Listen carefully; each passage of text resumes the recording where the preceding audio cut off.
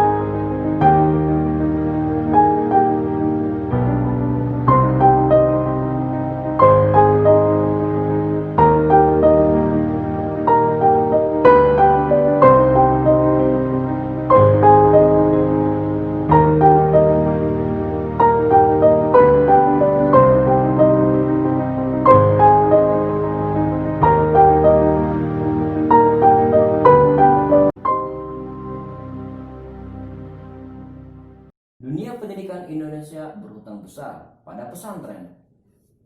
Jauh sebelum ada sistem pendidikan formal seperti yang kita kenal sekarang, pesantren telah menjadi lembaga pendidikan yang diterapkan luas di Nusantara sejak berabad-abad lamanya. Namun, meski perannya begitu besar, hingga saat ini masih belum jelas sejak kapan pesantren mulai ada di Indonesia. Beberapa sumber menyebutkan hal berbeda mengenai kapan tepatnya pesantren mulai ada di Indonesia. Agus Sunyoto dalam bukunya Atlas Wali Songo, beliau menyebutkan pesantren disinyalir merupakan hasil islamisasi sistem pendidikan lokal yang berasal dari masa Hindu-Buddha di Nusantara.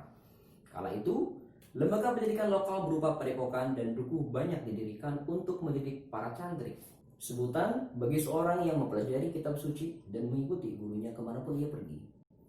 Cikal bakal lahirnya pondok pesantren diduga ketika Syekh Maulana Malik Ibrahim atau lebih dikenal dengan Sunan Ampel mendirikan sebuah padepokan di Denta Ampel, Surabaya, Jawa Timur. Meski pada waktu itu belum disebut dengan pesantren, tapi bisa dikatakan apa yang dilakukan dengan Sunan Ampel menjadi peletak dasar-dasar pendidikan pesantren di Indonesia. Awal abad ke-19, Kiai Hasan Basri mengambil langkah besar. Ia mendirikan sebuah pesantren di Tegal Sari, Ponorogo, Jawa Timur. Pesantren Tegal Sari didirikan oleh Sultan Pakubuwono II tahun 1742 sebagai ucapan terima kasih kepada Kiai Hasan Basri. Pesantren ini banyak menghasilkan tokoh-tokoh besar seperti Pujangga Romowarsito. Akhir abad 19 muncul ulama besar lain yang memerankan posisi serupa. Kiai Khalil, Bangkalan Madura. Sosok ini mendorong lahirnya ulama besar lain yang juga mendirikan pondok pesantren. Kiai Hasyim Asy'ari. Kiai Hasyim Asy'ari mendirikan pesantren Tebu Ireng Jombang, kemudian membentuk Nahdlatul Ulama NU yang kini menjadi organisasi Islam terbesar di Indonesia.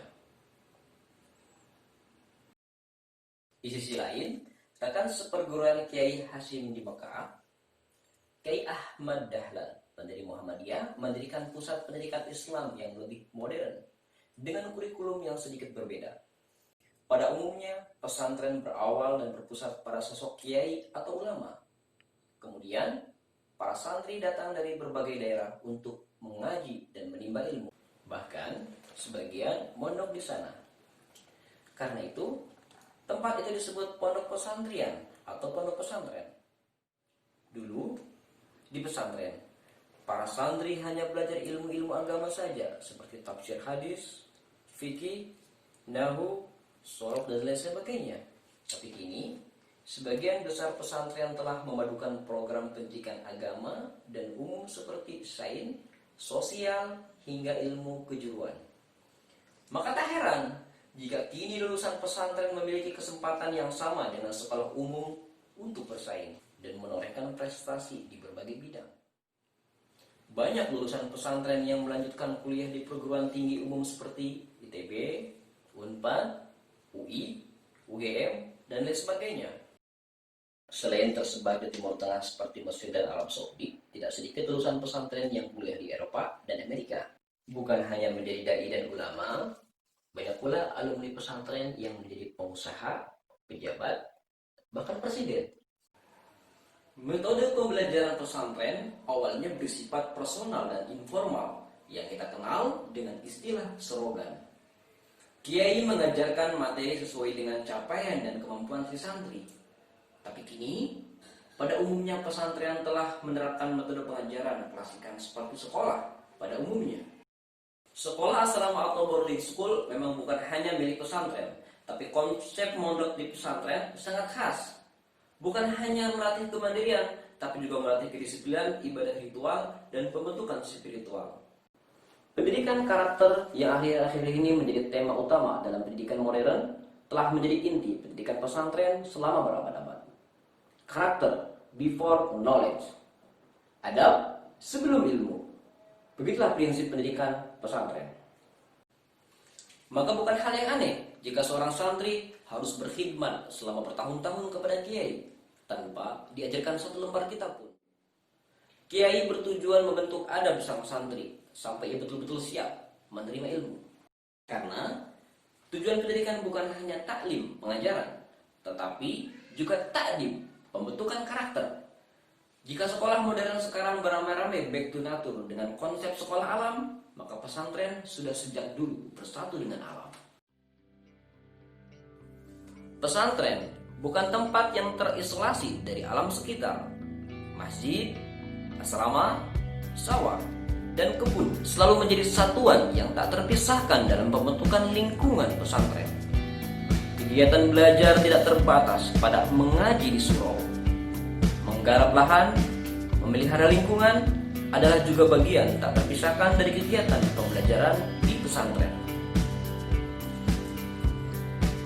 Di tengah komersialisasi pendidikan yang menempatkan sekolah sebagai wilayah elit yang tak peka sosial, pesantren justru menunjukkan sebaliknya. Pesantren selalu menjadi bagian dari masyarakat, aktif dalam pemberdayaan ekonomi dan melestarikan kebudayaan lokal.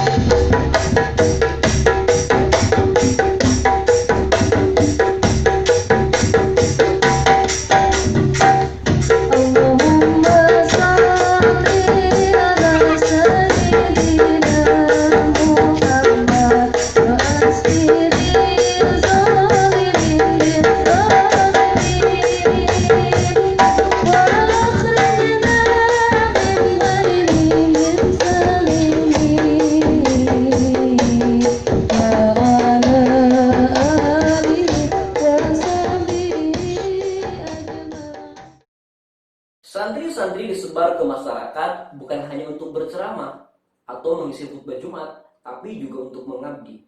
Pesantren mengajarkan Islam hingga ke intinya, yaitu sebagai agama yang rahmatan lil alamin.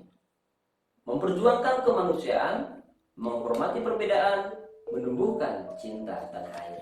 Sejarah membuktikan para kiai dan santri selalu berada di barisan terdepan membela republik ini bersama semua elemen bangsa tanpa melihat perbedaan. Perbedaan dipandang sebagai rahmat, bukan laknat. Karena itu, intoleransi, radikalisme, rasisme tak mendapat tempat dalam tradisi pesantren. Pesantren bukan hanya sebuah lembaga pendidikan, tetapi juga tempat merawat kekayaan budaya bangsa.